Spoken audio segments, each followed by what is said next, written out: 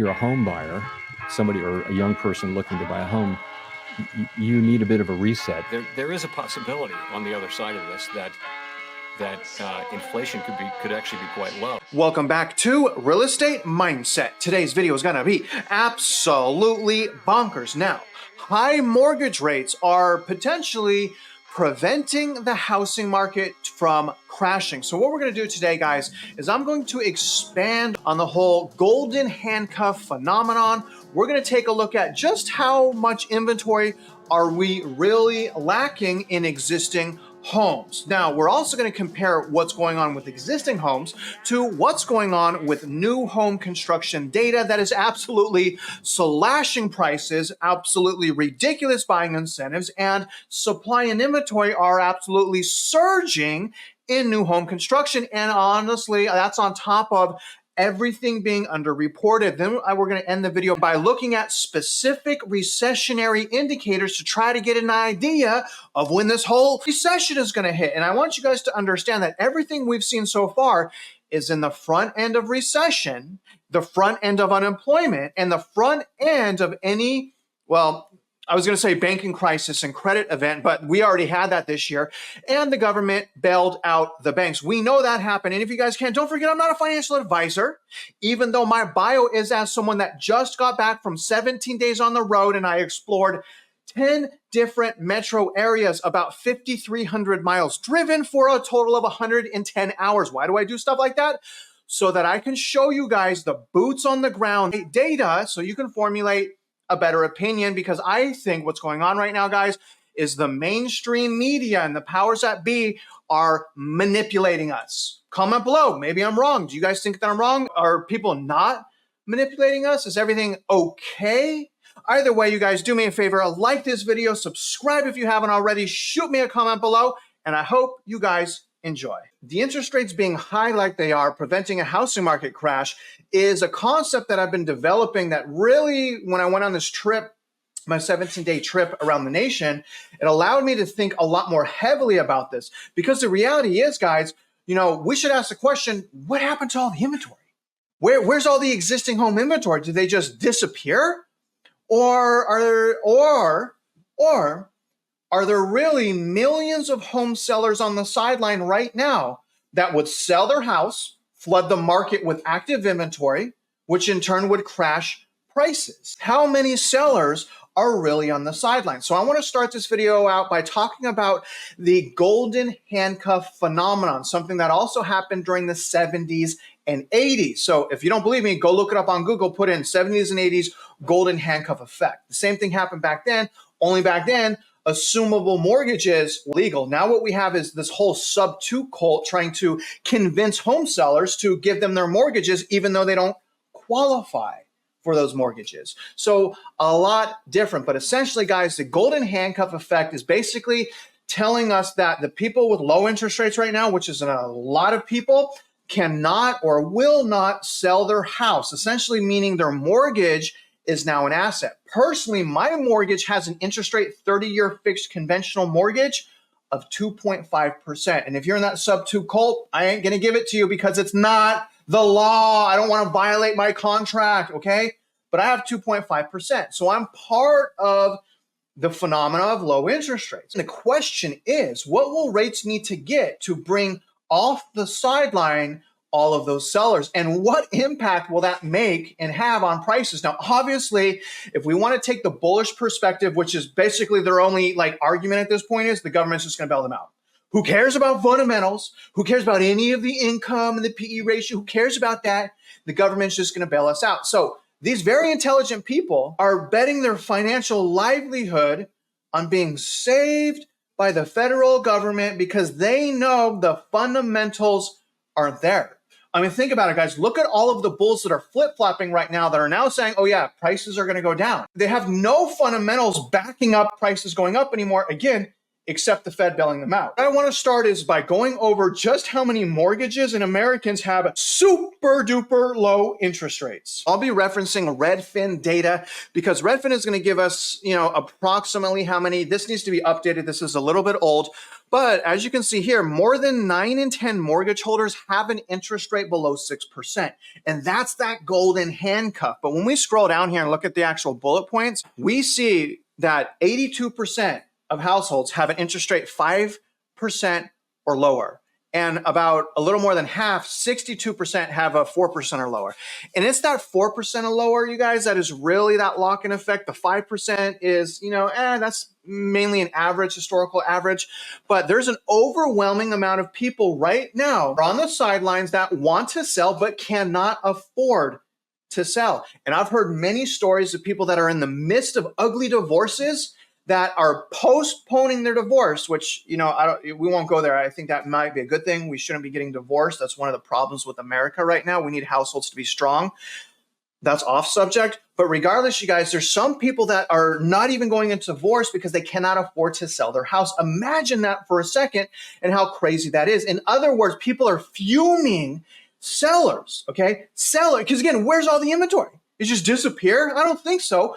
So we have sellers right now fuming at the mouth, or just salivating all over their face, waiting for rates to go down so that they can afford to sell. So now that we know that 62% of mortgages are 4% or under, let's try to figure out how much sales have gone down for existing homes, okay? So again, in order to figure out how many sellers are actually on the sideline, let's take a look at historical data when it comes to the existing home sales. So we use Statista charts here, which is a really, really cool chart. And what I want to point out is Great Financial Crisis, it was 4.1 to 4.2 million. Right now we're ending this year approximately at 4 million to 4.3 million. But the main thing is I want to look at pre-COVID. Okay, so you can see pre-COVID, we were roughly at 5.5 million. Okay, so let's say on average, pre-pandemic, and the housing stock's only getting bigger, by the way, as far as actual units, but let's say the average pre-COVID was 5.5 million. Now, obviously, guys, I want to take a look at 2022. So you can see in 2022, there was only 5.03 million households that sold. Now, that's coming off a year of 6.12 million. Again, I want to take an average and let's say 5.5 million. So we're not going to use the 6.12 million, which means in the year of 2022, there's approximately, we're just doing approximate numbers here, 500,000 home sellers that would have sold if interest rates were lower. And I'm going to show you what impact that's going to have on the inventory here in a minute. But again, we have about 500,000 in 2022. And when we look at 2023, it could be way lower than this.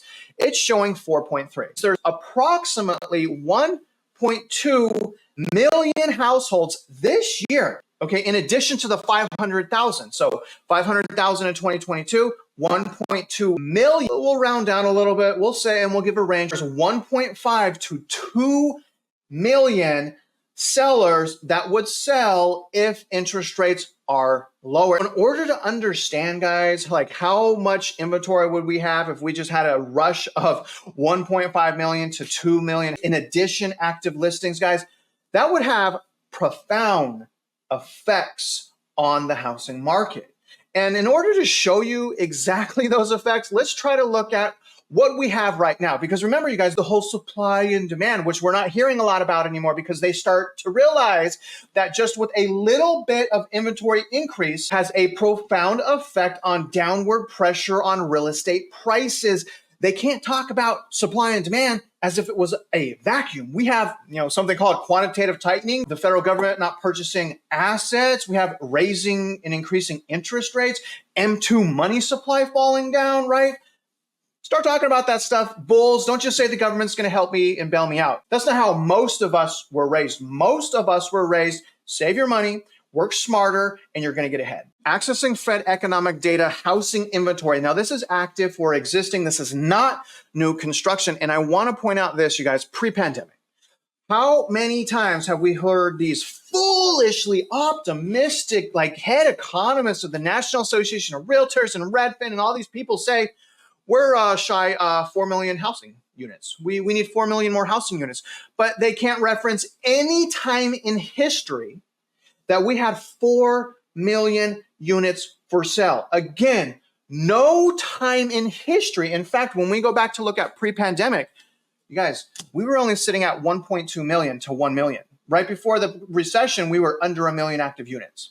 So again, we were at about 1.2 million active units pre-COVID. We're sitting at right now 754,000. What does that mean? It means we're only 500,000 units short from being where we were at pre-COVID. Only 500,000. You guys, we just went over numbers that we have 1.5 to 2 million sideline sellers right now. The timing is important. I'm not saying that the Federal Reserve drops interest rates to 2% tomorrow and everything's going to be okay. I'm not saying that. But what I am saying is if interest rates went down to 5%, say just 5%, we would have a flood of sellers that would list their houses in the housing market, which would drastically overall cause the prices of existing homes to plummet greatly. And you guys, raise your hand if you're in a better position right now than you were in 2019 as far as income. Almost no one is in a better situation as far as your savings. And we also know that real wages went down in 2021 and in 2022 as inflation skyrocketed. We also know that people don't have the ability to save like they used to. Having said all of that, with interest rates elevated, that's also causing more supply. So right now, as far as supply, we are at 16.3 weeks. So what's that? 4.2, 4.3 months of supply right now. So 4 to 5 months is a balanced market. What we really want to see here, and this is Redfin data, you can see, oh, by the way, you guys, we have more supply right now than we did last year. And what was happening this time last year? Prices of houses were plummeting this time last year. So demand has been crushed. Demand is worse now than it was last year. Supply is higher than it was last year. Prices already started going down overall in July. And again, we're only talking about existing homes. New homes, we already have a total meltdown. We're just talking about existing homes. But again, you guys, look at, as you see here, supply is higher now at about 4.3, 4.2 months of supply. It's higher now than what it was last year and definitely what it was in 2021. Think about what I'm saying, you guys. This is a house of cards that is going to absolutely collapse. The beautiful thing about all of this, guys, is we already know what's going to happen. At least I know what's going to happen because we have new construction data that shows us what's going to happen when we have more supply. Because remember, you guys, and I'll show you this in a minute, the supply of new homes has been over 6 months. And again, that's what we need for a buyer's market for over a year. And prices peaked in October of 2022 and are down right now. Listen to me, on average, and this is underreported, this is not even counting seller concessions like rate buy downs because they have a little loophole. They're technically not the mortgage company, right? The seller is Lennar and say the mortgage company is Lennar Mortgage. Obviously they own, Lennar owns both of them. But the loophole is they don't have to report those sellers concessions because technically the mortgage company is not the sellers. So even with all of that, as you can see here from Fed economic data, new home prices are still down 17.6%. That's a lot. That's actually faster than the great financial crisis. Prices are plummeting because, again, with new homes, we have a hyper supply problem. And I'm going to show you supply in a minute. But first, I think that we should appreciate how much the prices have plummeted for new homes. Look at this. October 2022, it peaked. Okay, so it peaked at 496,800. You fast forward to today, this is year over year, October of 2023, it's all the way down to 409. So it is down over $80,000 in only 1 year. I really want you to marinate on that because again, that's with these insane buying incentives, with these low interest rates. And the reason why prices are going down is because months of supply has been over 6 months since about February of 2022. Do you see that? So it stayed over 6 months. It peaked right here at 10.1 months, and it's just stayed elevated. So if we have similar trends of supply for existing homes that we do new homes, and it stays elevated like that, you guys, obviously the prices are going to go down. An additional reason why prices are going down is because of the equity run-up, which is another word for the PE ratio is 7.4 right now, which is the biggest asset bubble that we've ever had. And if we compare it to the GFC never even hit 7. The asset bubble we have now is bigger, but also not only the PE ratio, the payment to income ratio is the worst it's been, which is your income to your mortgage payment. That's the worst it's been since the 1980s. So we got multiple things going on right now, and it's just, you guys, it is so surprising to me that there are still so many bulls that say home prices don't go down. Why the heck? And Dave Ramsey's one of them. I don't want to knock that man because you guys will get mad at me, but he deserves a knocking because that guy is crazy out of his mind when it comes to the housing market. He gets paid to preach a narrative. And if you don't believe me, type in Dave Ramsey leads, because what he's really doing is he's helping people improve their own situation, and then he's selling your information to the highest bidder. Go find out for yourself if that's true. Now, I want us to understand this, you guys. All of the stuff that's happening right now is in the front end of recession, is in the front end of unemployment. So when we have our recession, when we have any form of unhinged unemployment, everything is going to change probably forever. And if you don't think there's a recession coming, hear me out on this, okay? The historical data that we have with the yield curve inversions, not just the 2 and the 10, look at the 3-month and the 10-year as well, has resulted every single time in a recession. Let me show you. Here's the comparison in the 10-year versus the 2-year. This is all I'll show right here. So you guys can see that we have been greatly inverted. In fact, we have been more inverted. We almost got reverted in October to a bear steepening, which means the long end of the yield's going up, or the 10-year going up faster than the 2-year. Now that's changed, and actually the inversion has gotten worse because the 10-year treasury and mortgage rates have dropped. But I also want to point out this, when I max this graph out, okay, you can see the inversion here that led to recession. This is a deep, long inversion. Now, generally, when it reverts, there's about, on average, let's say about 6 months before a recession hits, which means if we're only looking at this data, okay, since the late 80s, if we only look at this data is telling us, and this is crazy, and honestly, I hope that they have rates elevated this high for so long. This is saying that the soonest we're going to have a recession is Q3 of 2024. If we just look at this, except when we go all the way back here to the 70s and 80s. During the 70s and 80s recession, we were actually inverted while we went into recession.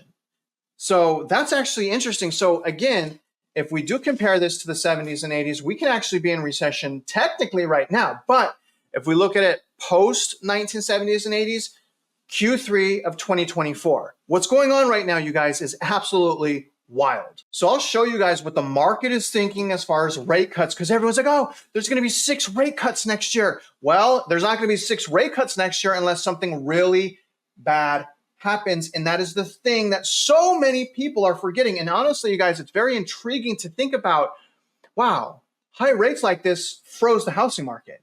Both bearish and bullish narratives, no one has been successful because everything is so sideways right now. But I'm saying, again, so long as the buying demand keeps getting crippled, the economy is doing worse, the job market is doing worse, the second that they lower rates, say 200-300 basis points, I'm telling you guys right now, there's going to be so many sellers that flood back into the market that is going to absolutely wreck the market. Now, obviously, remember what I've been preaching this whole time, real estate's about local, right? So local, what you really want to do is study a subject properties subdivision. But regardless, let me show you what the market is pricing in, which always gets this wrong, by the way. They literally never, ever get this right. Let me show you. I don't even know why we look at this anymore, but here's what the market is saying is going to happen when the Fed meets tomorrow. They're basically saying no chance of a rate hike. Oh, sorry, no chance. I mean a 1.6% chance of a rate hike. Okay, quarter basis point. Let's see what they're saying on January. So January, same thing. They've taken off any more rate hikes off the table. So the Fed is in a really good position to mess people up in their foolish optimism right now. And I hope they do that tomorrow. Now, here's what March is saying. So March is saying only a 57% likelihood we stay where we're at right now. So again, and a 0.9% rate hike. But again, this is horrible. We've been watching, June and July a lot. I've been really happy a few months ago what June and July was looking like. But let me show you right now. June right here, 7%. This got as high as 40%. And I was like, yeah, we need to make it past the buying season. We need to make it past it. But now the market is saying, nah, we're going to take that off the table and we're just going to hope the Fed's just going to bail out people and we're going to remain optimistic. In fact, toxically optimistic. And we see that in these numbers all day. The bulls are out of their minds, you guys. Raise your hand if you're not feeling the inflation right now. Now, it gets even worse in July, 2.3. Okay, we got up to in the mid 30s in July, but right now they're only saying 2.3 likelihood that we stay where we're at right now. 0 chance of a rate hike. Very interesting.